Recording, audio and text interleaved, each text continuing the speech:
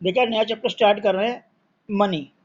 इसकी वेटेज भी 3-4 नंबर की वेटेज है आपकी, 3 या 4 नंबर का क्वेश्चन आएगा इसके ऊपर, ठीक है ना, कि मनी किस तरह यूज हुई। थैंक यू लक्ष्य। मनी बार्टर सिस्टम में देखिए, the meaning of barter system. The barter system, पहले हम बात करते हैं बार्टर सिस्टम की। बार्टर सिस्टम क्या होता है? देखो, मनी क्या होती है, मनी तो बाद में आई, जो जिसे हम रुपीज़ के फॉर्म में देखते हैं, अलग कंट्री की अलग करेंसी, जो हमने फॉरेन एक्सचेंज वगैरह में पढ़ा था, वो तो मनी की फॉर्म। मनी की और भी ब्रॉड डेफिनेशन है जो हम अभी डिस्कस करेंगे।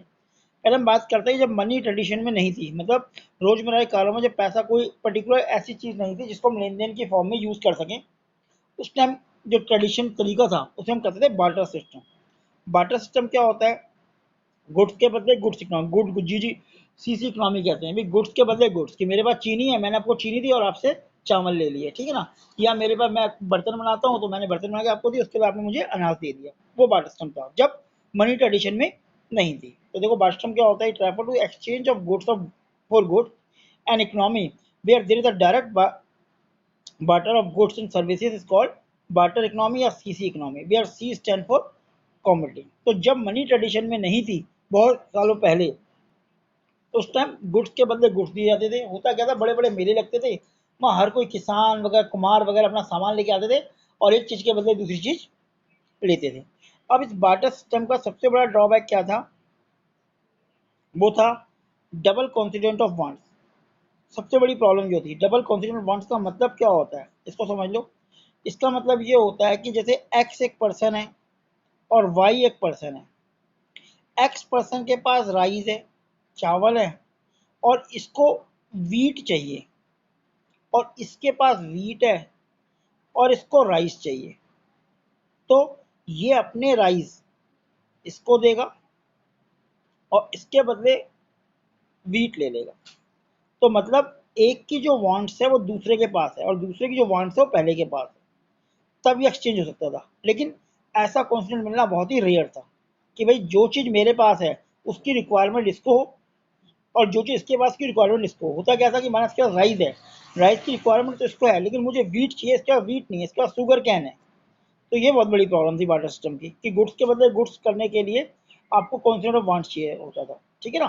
तो इसे कहते हैं कॉन्सेंट ऑफ वांट। देखो क्या लिखा है, the double consent of wants refer to the simultaneous fulfilment of mutual want. Mutual want मतलब दोनों की, बायर एंड सेलर, जो दो एक्स और वाई दोनों की म्यूचुअल वांट एक दूसरे के पास हो। In the above example, if want of the cloth for farmer coincident with the want of the weaver for wheat. Example ले रखा है। तो पार्टीशन कॉन्स्टेंट ऑफ वांट का, डबल कॉन्स्टेंट ऑफ वांट का मतलब क्या हो गया कि एक पर्सन की जो डिसवांट है वो वाई के पास हो, और वाई की जो वांट है वो एक्स के पास हो, तभी वो एक्सचेंज कर सकते हैं, वरना एक्सचेंज नहीं कर सकते थे। अब बार्टर सिस्टम की लिमिटेशन की बात करते हैं कि भाई सिस्टम की लिमिटेशंस क्या थी। लैक, सबसे बड़ी बात है लैक और डबल कॉन्स्टेंट ऑफ वांट की। डबल कॉन्स्टेंट ऑफ वांट, हमें अब एक अगर वीट वाला है और उसको राइस चाहिए तो उसे ढूंढना पड़ता था कि भाई किस आदमी के पास राइस है, एक्स वाई जेड, बट लेकिन साथ ये भी देखना पड़ता है कि उसको बीट चाहिए कि नहीं चाहिए। माना एक्स और राइस तो मिल गई, लेकिन उसे बीट नहीं चाहिए, उसे कुछ और चाहिए, तो ये बड़ी प्रॉब्लम थी।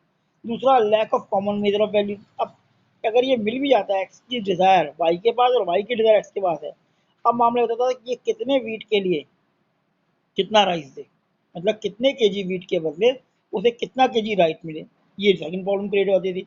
तो इसे कहते हैं lack of common measure of value. In the barter system, the all commodity is not equal value, and there is a common measure. The value of goods and services with exchange for ratio can be expressed.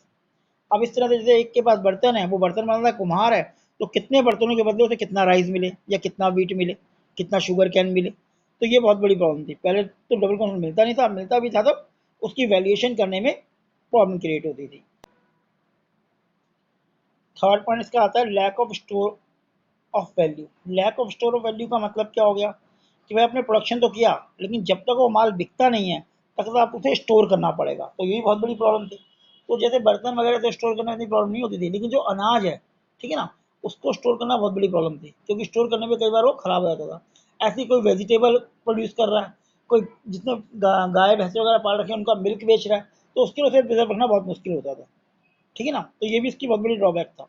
Under barter system the difficulty of people to store the wealth of the for future use के लिए। The most of the goods like wheat rice vegetable do not possess the durability. इसका लंबे time के लिए आप नहीं रख सकते, एंड देयर क्वालिटी और टाइम के साथ फिर क्वालिटी जो है गिरती चली जाती है। The storage of goods require the time and efforts, time भी चाहिए और एफर्ट भी चाहिए। तो ये सब बार्टर सिस्टम के ड्रॉबैक थे, जिसके कारण ट्रेडिशन में मनी को यूज़ किया गया, मनी को इंट्रोड्यूस किया, कुछ ऐसी कॉमन यूनिट यूज़ की गई जिसको हम एक्सचेंज के फॉर्म में यूज़ कर सके। तो बार्टर सिस्टम की जो ड्रॉबैक थी वही मनी के इन्वेंशन के लिए का कारण बनी।